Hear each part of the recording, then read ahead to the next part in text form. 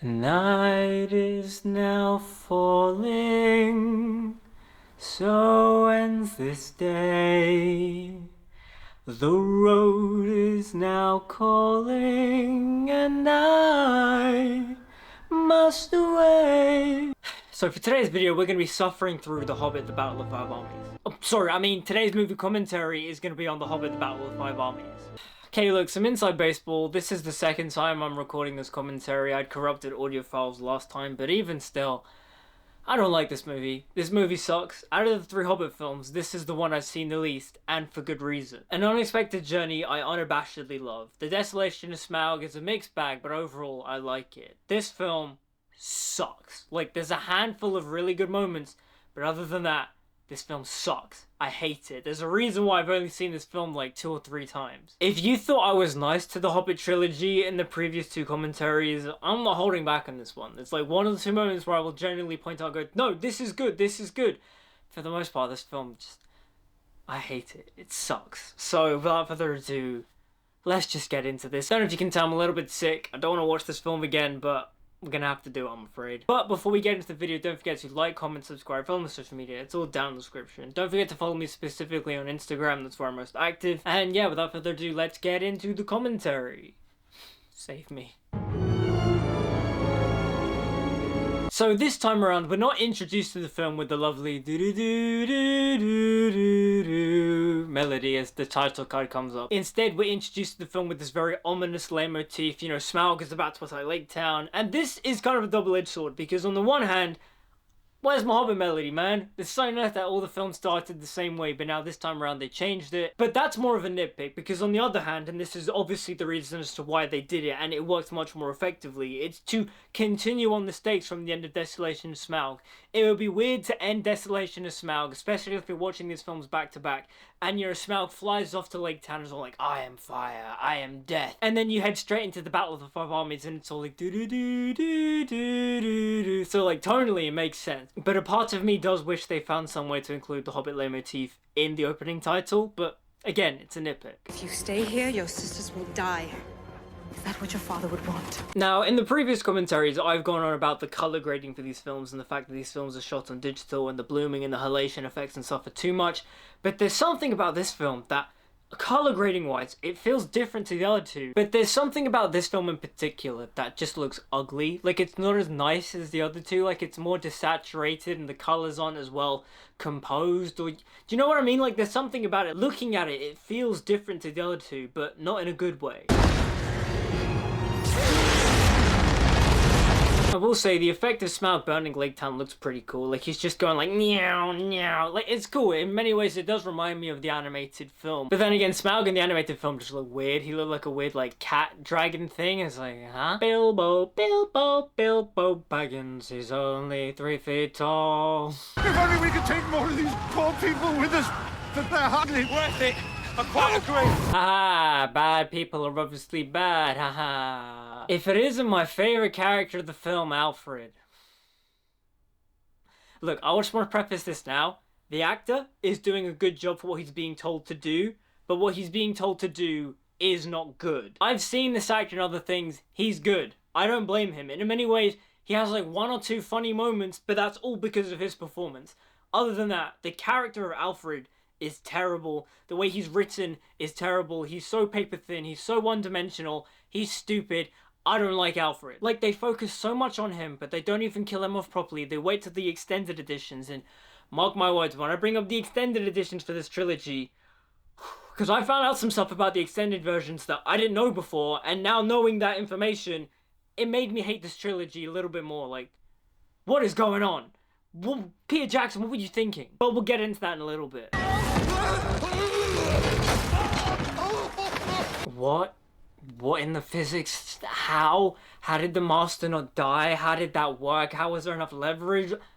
What? Add this to the list of crimes of this film, the over-the-top ridiculous physics. Like, I know there was ridiculous physics in the Lord of the Rings trilogy, but this is even dumber. This is stupid.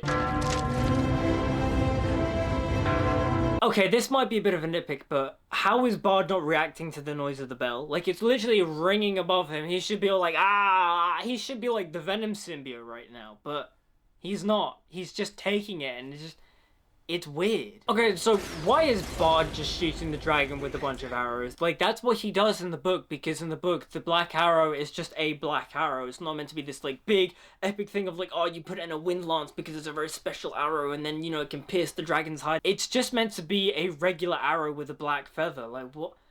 I don't know why Peter Jackson was like, yeah, we gotta, like, epicify the black arrow. Like, why? What will you do now, Bowman?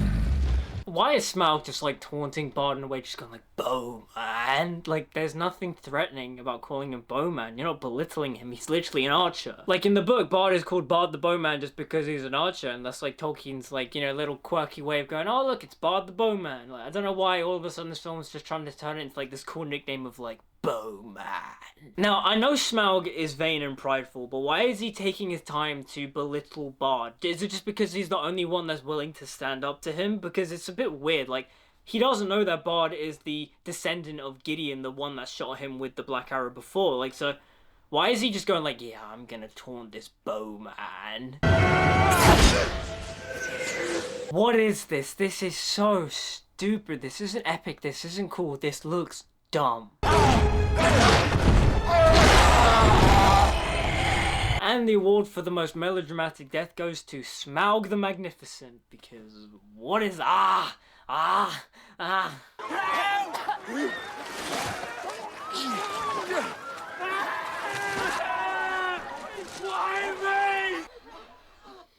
Okay, that's one of his, like, handful of funny moments. Like, he doesn't have a lot, and he's really annoying, but that was funny.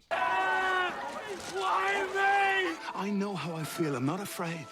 You make me feel alive. Oh, look, it's my favorite star-crossed lovers, Keely and Tauriel. I'm so invested in this romance.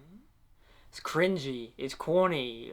Why is this in my Hobbit trilogy? Just no. Also, Legolas just spawns in. Like, where the hell did he go? So he chased Bolg out of Lake Town, and then just, like, didn't do anything as Smaug was attacking Lake Town, and then he came back during the aftermath. It's like, Legolas, what happened here? Where did he go? It just makes him look like even more of an asshole. Like, one of the reasons why I don't like Legolas in the Hobbit trilogy is because he's an asshole. I'm assuming it's one of the reasons as to why Legolas isn't in Lake Town in the first place is because the writers did want to have audiences go, oh, why doesn't Legolas take down the dragon? He took down an Oliphant in Lord of the Rings. I'm assuming that's why they wrote him out of the story, but at the same time too, it's like, why did he leave? Like, he looks like such a dick. I'll be dead before I answer the likes of you.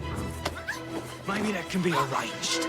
The stuff with the people of Lake Town, it makes sense, but also it's such a waste of time. It's so contrived because it's so simplified. They're all like, oh, our homes are burnt down, we have nowhere to go, we're gonna starve and we're gonna freeze, we need food and shelter, Like, on paper that makes sense to raise up this as a point, but the way it's played in the film, it's comedic and it's overly simplified. Bard comes back and they're all like, yeah, we're gonna make Bard king because he's the hero, he saved us, but just because he's a great warrior doesn't necessarily make him a great king. That's actually a theme or idea I want to toy around with in a story down the future. Like, because I've always found that that's like a thing. It's like, oh, the great hero like beats the big beast and all of a sudden they're made king.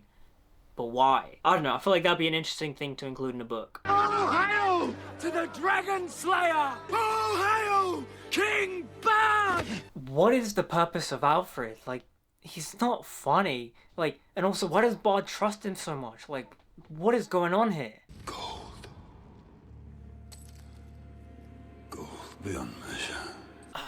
Thorin's dragon sickness in this film is just, the way they do it, it's so, like, melodramatic and goofy and kind of lame. It's like, it's not how it was done in the book, but also it's the fact too that they kind of made, like, dragon sickness like this kind of, like, magical curse, and it's a bit, just a bit silly. The CGI in this film looks terrible. Like, it's really bad. Like, in many ways, it drops frames. I don't know how it dropped frames. This is all pre-rendered. This isn't like a video game where it's rendering in real time. What's going on? Why does it look so bad? This is just...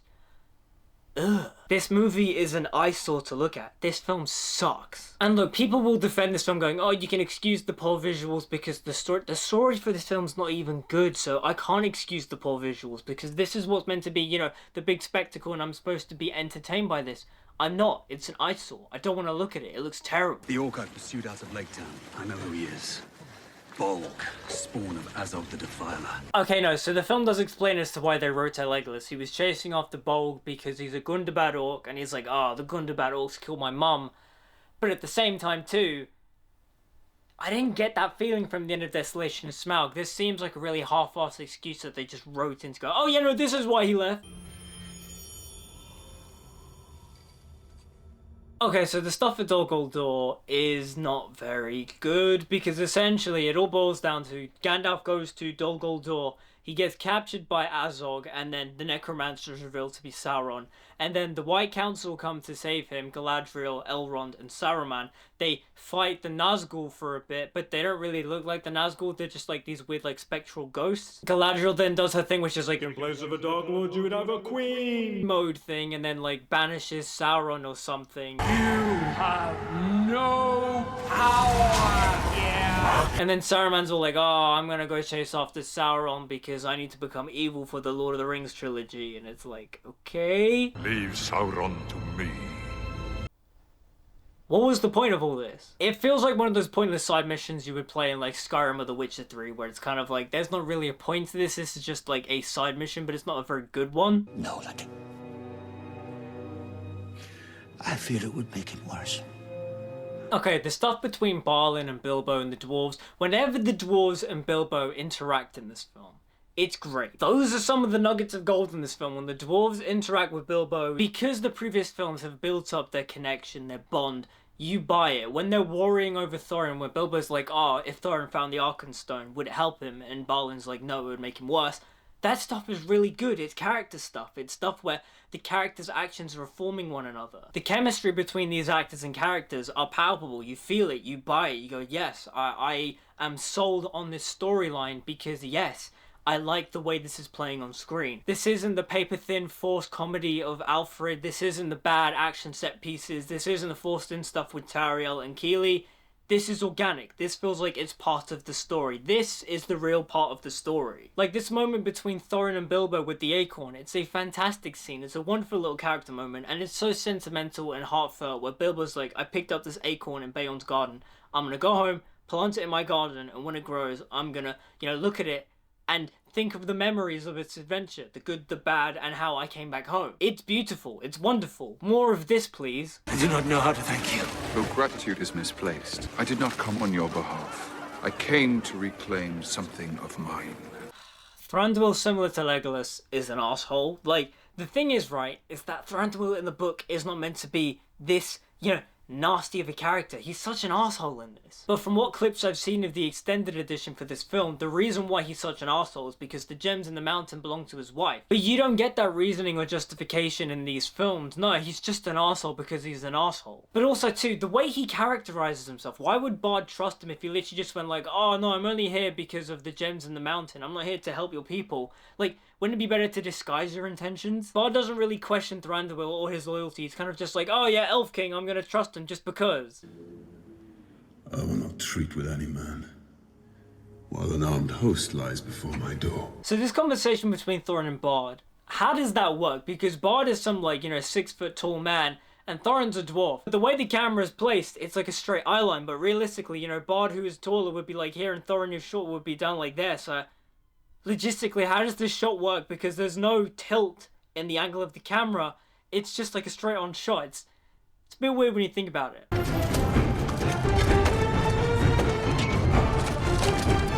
Look at them preparing for war wearing this very impractical armor that they couldn't even move in. I just find that funny, like behind the scenes when they're struggling with this film, which I sympathize with. When you look at the troubled production history specifically of this film where Peter Jackson literally breaks down on set, it's really sad to watch, but at the same time too, some of these solutions they come up with are just a bit stupid. Like, instead of them having the dwarves wear practical armor to wear, they just make this really over-designed thing that doesn't function. And then the dwarves literally throw the armor away and wear light armor. It's kind of like, why did you show them wearing heavy armor? Like, it's a bit silly. Just, don't show them wearing the heavy armor. Mithril. Oh, have you guys seen Lord of the Rings? No, I'm being sarcastic. This scene is fine. Like, it makes sense that, Thorin would give Bilbo the mithril shirt, like, oh, I'm gonna protect my master burglar. Again, it shows the bond between these two characters and how much Thorin trusts Bilbo when he's just like, I think there's also a traitor amongst us. Like, yeah, it's good stuff. But then this scene is undermined by this weird, terrible effect where, like, they slow down Thorin's voice to try and make him sound like Smaug, and it's a bit... Not one piece. Off you go.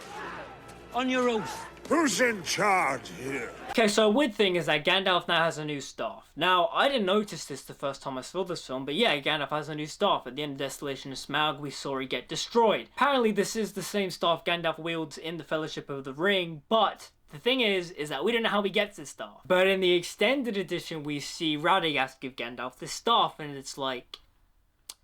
okay, why is that not in the film? We, the audience, see Gandalf visibly lose his staff in Desolation of Smaug. Of course, we're going to question how he gets a new one in the next one. It's kind of similar to how in the extended edition for Return of the King, Gandalf faces against the Witch King and his staff is broken, but we don't see Gandalf lose his staff in the theatrical cut, so it doesn't really matter. Because from what I remember, you don't really gather the fact that Gandalf lost his staff, and when they go attack the Black Gate, you don't notice that Gandalf isn't wielding his staff. God, the green screen in this is bad. Like, this just...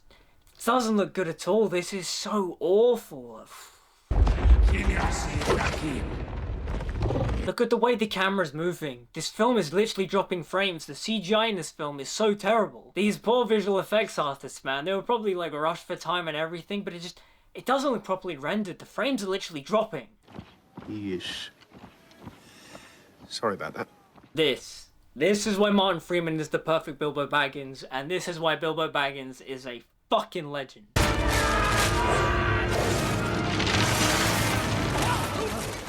That didn't look good. Like, you could tell they just copied and pasted that elf like multiple times. It looks bad. You would steal from me.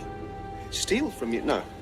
No. I may be a burglar, but I like to think I'm an honest one. Bilbo's betrayal to Thorin, it's done really well in the film. Like, it's a thing that happens in the book, but in the film too, it works. Like, the chemistry and bond between Bilbo and Thorin is really well developed throughout the trilogy, and so when this happens, you emotionally are connected and invested. You're like, yeah, of course Bilbo would betray him because Thorin's not acting like himself. Bilbo took drastic action to try and shake Thorin out of his gold-obsessed stupor, but it didn't work. I mean, it does, but it doesn't. You know what I mean? From a character perspective, I'm buying this, and I like it. Again, the heart of this film is the stuff between Bilbo and the dwarves, but for some reason, this trilogy is called Hobbit Trilogy, but Bilbo gets less and less screen time throughout the films. Would you consider just shutting off? Dine, whatever he's called, like, just... oh, he looks terrible. Like, it's Billy Connolly, and Billy Connolly's vocal performance is great, but they CGI'd all over him, and he just looks bad. It looks terrible. This is not good. Werewolves. Bless the Maker and his water. Bless his coming and his going. May the Maker shape the world and bring war for his people. You know what I mean.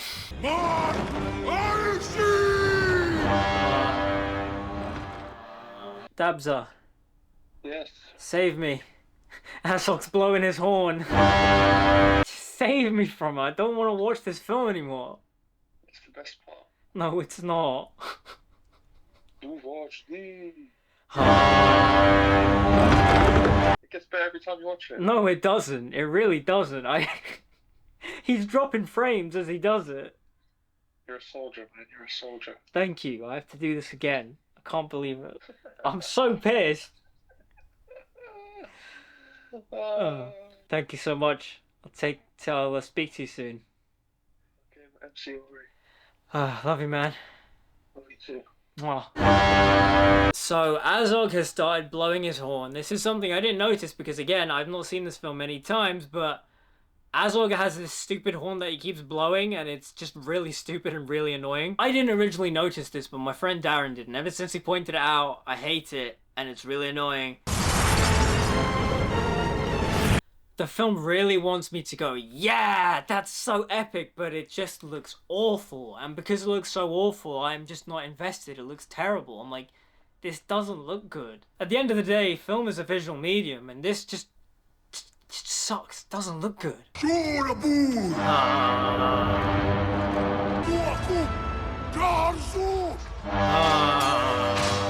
Why does he blow the horn twice in the span of like 10 seconds? Like, Azog. Just gonna skip through this battle. This is all just visual noise. This sucks. I can't even pinpoint like a great moment in this battle stuff. It's all just bad. Like the bit with Bard and the wheelbarrow and the giant troll thing. No. What's up with the frame rate? Why is the frame rate changed and why is it sped up? What is going on? Did you not hear me? Dane is surrounded. They'll be slaughtered, Thorin. Finally, a good scene. This scene between Balin and Thorin is great. It's, you know, Thorin's own kin kind of going like, Thorin, what is going on? This isn't you. Bilbo was right. You can't just, like, stand here and, you know, watch our kin being slaughtered. This isn't you. Fantastic stuff. But this moment where Thorin breaks out of his dragon sickness is just weird. It doesn't look good. Visually, it's not interesting. What happened to the Peter Jackson that was good with all the grossed out imagery, the psychedelic imagery? Where is my dolly zoom? This is the man that used the dolly zoom in Fellowship of the Ring and Return of the King, and it looks fantastic. Why is he not doing it here? Why are we getting this like horrible CGI? Jackson, what happened to you, man?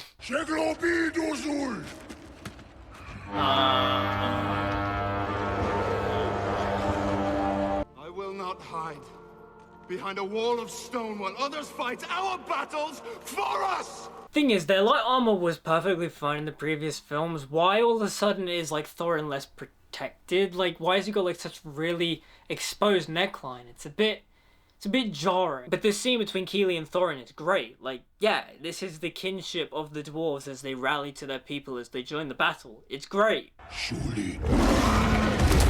Okay, wait. 1, 2, 3, 4, 5, 6. Wait like 6 seconds. What is the point of this? Ba, ba, ba, ba, ba, ba, ba, ba. Tell me that would not have been perfect right there. To have the Misty Mountains theme kick in as the dwarves, you know, rally behind Thorin Oakenshield, their king. But nope. They just got rid of that theme. Also, whoa, 12 dwarves entered the battle. Whoa, this is really going to change the tide of the battle now. Cowards. Not every man's brave enough to wear a corset. So Alfred pretending to cross-dress as a woman or whatever just so he can not fight. They don't even pay off, you know, him being in the film by killing him off. He's just here to be annoying. Like, why did you cut out his death and put it in the extended edition? They won't see me. I won't allow it. I'm not asking you to allow it, Gandalf. This is why Bilbo Baggins is a motherfucking legend. What do you know of love? Nothing. What you feel for that dwarf is not real. Oh, this stuff between Tauriel and Thranduil, I hate it. It sucks. You don't love this dwarf. The thing that you feel for him isn't real. Like, get it out of here. Feeling no. But also, here's something, right? Why does Azog hate the Line of Durin? Like, in the first one, when we see the flashback of him attacking Moria, he only did it because he hated the Line of Durin or something, right? But why does he hate the Line of Durin? It makes sense that after Thorin beats him, he's like, oh, I hate the Line of Durin. But before then, why was he attacking Moria? Why does he hate, you know, Thorin and his kin so much? Keely, no! Tauriel and their romance will never live on. Oh no, I'm so sad. In case you can't tell, I'm being sarcastic. I don't really care.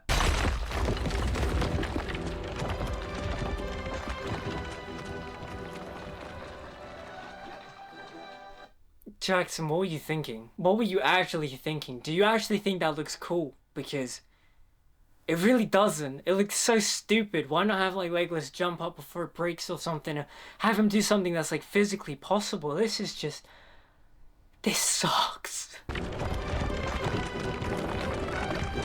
You know, I wish I could say I cared about the Thorin and Azog final battle, but I really don't. Like, I just don't care. I don't know if it's just because I've been burnt out from all the fighting because the action in the film just isn't very good, but when they fight, I'm not invested. Like, Thorin beats him twice, like, Azog is, like, drowning, but then he doesn't actually drown, and then it's like, you know, they fight, and then Azog stabs Thorin. But Thorin did that on purpose so he could stab Azog, you know, like, falling on his own sword so he could kill Azog. Like, all that stuff, I wish I was invested in, I wish I cared, but I don't. The eagles are coming. The eagles are coming! The eagles are coming! This moment is kind of underwhelming in the film. Also, considering the fact that Thorin's just been stabbed in the chest, he's taking a really long time to die. Farewell, Master Burglar. Go back to your books. And you're around. This scene is fantastic. Thorin and Bilbo's parting words, a great scene. I love it. It's pretty much the scene from the book, though it's a bit different, but even still, the chemistry between Martin Freeman and Richard Armitage, Bilbo and Thorin throughout this trilogy has been great, and so seeing them part on good terms as Thorin dies, it's great. The acting, the emotions, it's all there. It's really well done. He is known in the wild as Strider. His true name, you must discover for yourself. Oh, he's talking about Aragorn. He's talking about Aragorn. It's the most like key jangling. Hey, let's do a Legolas prequel series next. Like, no. Also, don't emotionally manipulate me by using the Fellowship theme. Don't you dare. Why does it hurt so much? Because it was real. Get out of here. Shut up. Okay, I think now is the time to go on my extended edition rant for the Hobbit trilogy because ridiculously, this film cuts out Thorin's funeral and Dain's coronation and they move it to the extended edition.